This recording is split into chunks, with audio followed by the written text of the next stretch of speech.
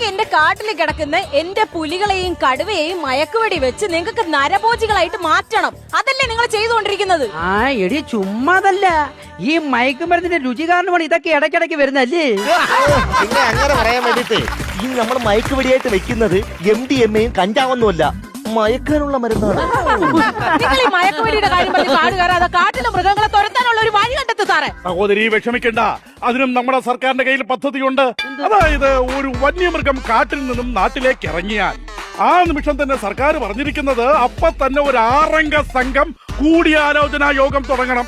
ഏത് 6 അംഗ സംഘം? അതെന്ന് പറഞ്ഞാൽ ഒന്ന് ജില്ലാ കളക്ടർ, പിന്നെ സ്ഥലം SI, panchayat president, block president തുടങ്ങിയ 6 അംഗ സംഘം. ഞങ്ങളൊരു സ്ഥലവും സമയമൊക്കെ നിശ്ചയിച്ച് ഒരു ചായയൊക്കെ കുടിച്ച് ഒരു 5-6 മണിക്കൂർ അങ്ങ് യോഗം നടത്തും. ആ സമയത്ത് കാട്ടാനെ ഇറങ്ങി ഞങ്ങളുടെ കൃഷിയെല്ലാം ചവിട്ടി മതച്ച് അത് തിന്ന് ഞങ്ങളെ കൊന്ന് ആനപ്പിണ്ടം വിട്ട് ആനപ്പിണ്ടം കൊണ്ടുവന്ന ചന്ദനത്തിരി ഉണ്ടാക്കി ആ ചന്ദനത്തിരി കൊണ്ടുവന്ന് ഞങ്ങളുടെ തലക്കിലും വെച്ച് ഞങ്ങളെ 16 അടി അന്തരത്തിന് ഇഡലി ഞാൻ പറഞ്ഞ